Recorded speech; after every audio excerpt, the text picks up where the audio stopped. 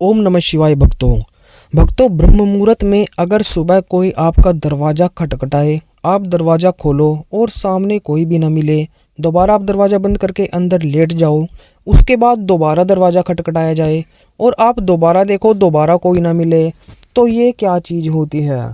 अगर ये चीज़ आपके साथ 4 बजे के बाद होती है या 3 बजे के बाद और 6 बजे के मध्य में हो रही है, तो ये चीज़ें क्या होती हैं, इसी चीज़ के बारे में आज हम आपसे बात करने वाले हैं।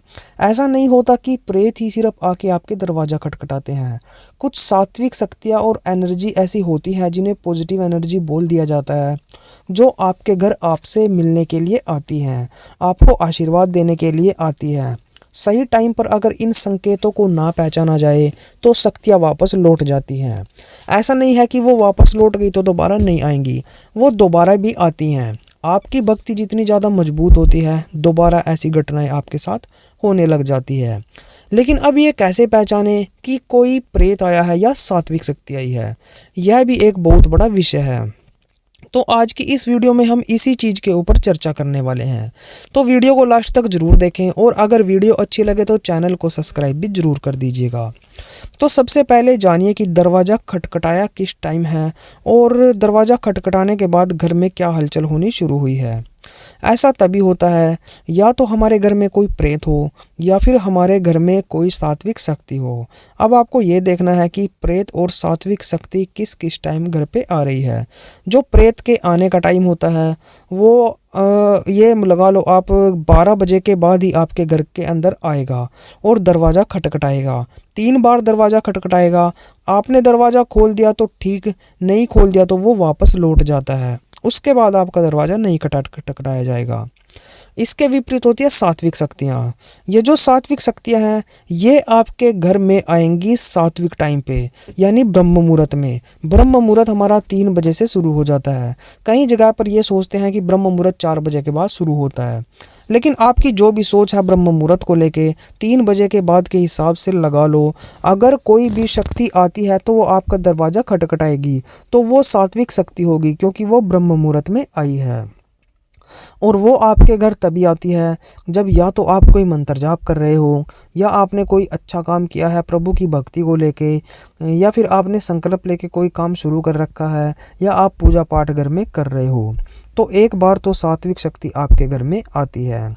अब आपको पता कैसे लगाना है। जो प्रेत है वो 12 बजे से के बाद आएगा, 12 बजे से 3 बजे के बीच में, और जो सात्विक शक्ति है वो 4 बजे के बाद ही आपके घर में आएगी। तो यहाँ से तो ये पता लग जाता है। दूसरा, अब सात्विक शक्ति घर पे तो आ गई, आपने दरवाज़ा खोला लेकिन बाहर कोई भी नहीं था, तब क्या होगा। जैसे ही आप दरवाज़ा खोलोगे तो वो सात्विक शक्ति आपके घर में आ जाएगी, आपको पता भी नहीं लगेगा। उसके बाद आप दोबारा से दरवाज़ा बंद कर देते हो, लेकिन सात्विक शक्ति आपके घर के अंदर रह जाती है।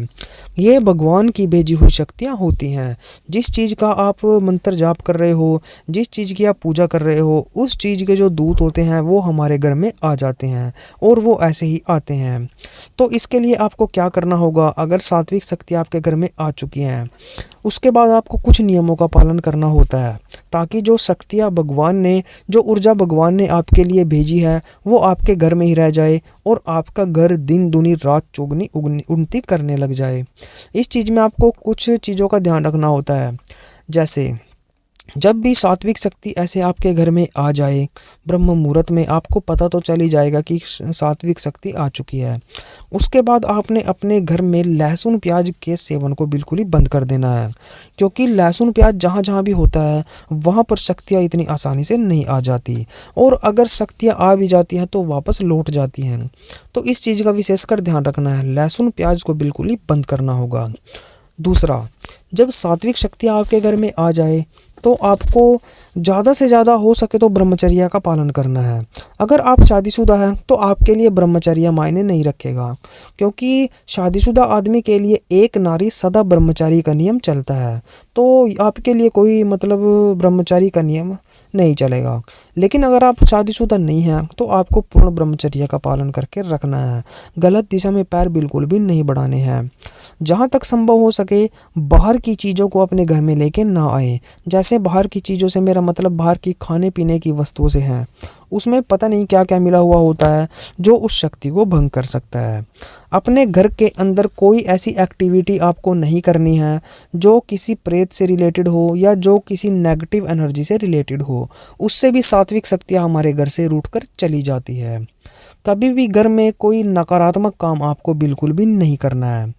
घर की जो औरत होती है वो घर की लक्ष्मी होती है, उसकी हमेशा इज्जत करनी है, क्योंकि अगर आप घर की लक्ष्मी को दुत्कारोगे, उसकी इज्जत नहीं करोगे, उसको भला बुरा बोलोगे, तो तब भी जो सात्विक शक्तियाँ आपके घर में आ चुकी हैं वो आपके घर से वापस लौटकर चली जाएगी। इस चीज़ का भी आपको ध्यान रखना होगा। अगली चीज़, आपको हमेशा घर में शराब, मीट, मांस ऐसी चीज़ों को बिल्कुल भी नहीं लेके आना है। ये जो चीज़ें होती हैं ये नकारात्मक शक्तियों को अपनी तरफ आकर्षित करती है। अगर ये चीज़ें आपके घर में आ गई तो सकारात्मकता आपके घर से चली जाएगी और नकारात्मक शक्तियों का आना जाना आपके घर में हो जाएगा। तो शराब, मीट, मांस ऐसी चीज़ों से आपने बिल्कुल ही दूरी बनाकर रखनी है। अगली बात, अगर आपके घर में कोई महात्मा संत आ जाए, कोई भी आ जाए, जैसे दिन में कोई मांगने वाला आ गया या फिर दिन में कोई खाना खाने वाला आ गया, उसने आपसे हाथ जोड़कर विनती की कि मुझे खाना खिला दो या मुझे ऐसे करके यहाँ पर थोड़ा बहुत रेस्ट करनी है, या उसने कुछ भी चीज़ की मांग की जैसे 5-10 रुपए की, तो आपने 5-10 रुपये पैसे तो उसको देने नहीं हैं। सबसे पहली तो ये बात सुन लो। और अगर वो खाना खाने के बोले तो उसको खाना खिलाओ, अगर आराम करने को बोले तो आराम करने के लिए उसको जगह भी दो, उसकी सेवा करो, जो चीज़ वो मांगे वो दो, लेकिन पैसे आपने बिल्कुल भी नहीं देने हैं। क्योंकि पैसों का ऐसा होता है कि आपने उसको दे दिए, आपने तो सच्चे भाव से दिए, लेकिन जाके उसने उससे कुछ भी ऐसा काम कर लिया जिससे लक्ष्मी का अपमान हो, तो वो अपमान आपको सहना पड़ सकता है। इसलिए आप जितना हो सके तो पैसों वाले काम से तो दूर रहें। बाकी जो उसने सेवा करने को बोली है वो आप सेवा कर सकते हो, खाना खिला सकते हो, उसको लेटने के लिए जगह दे सकते हो, तो ऐसे आप उसका भला कर सकते हो। जैसे कोई घर में कपड़े पड़े हों एक्स्ट्रा में तो वो उसको दे सकते हो, जूते दे सकते हो, चप्पल दे सकते हो, ज़रूरत की चीज़ कोई भी हो, ज़रूरत की चीज़ आप उसको दे सकते हो। ये जो चीज़ आती है ये भगवान के स्वरूप में बन के आते हैं।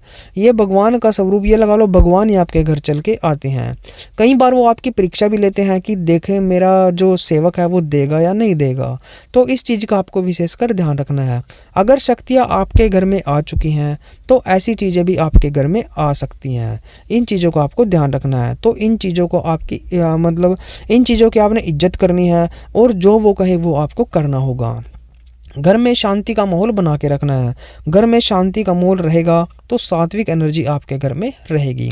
सुबह शाम आपने जिस मतलब भी देवता की आप पूजा करते हैं उसकी जोत जलानी है, उसकी आरती करनी है, उसको भोग देना है। इस चीज़ का भी ध्यान रखना है। तो मित्रों आज की वीडियो में बस इतना ही। अगर आपको वीडियो अच्छी लगी वीडियो को लाइक कर दें और हमारे चैनल को भी सब्सक्राइब कर दें। और भी अच्छी वीडियोज़ के लिए आप ऐसे ही हमारे साथ बने रहें। तो चलिए आज की वीडियो में बस इतना ही। मिलते हैं हमारी एक न्यू वीडियो के साथ। तब तक के लिए ओम नमः शिवाय, ओम नमः शिवाय, ओम नमः शिवाय।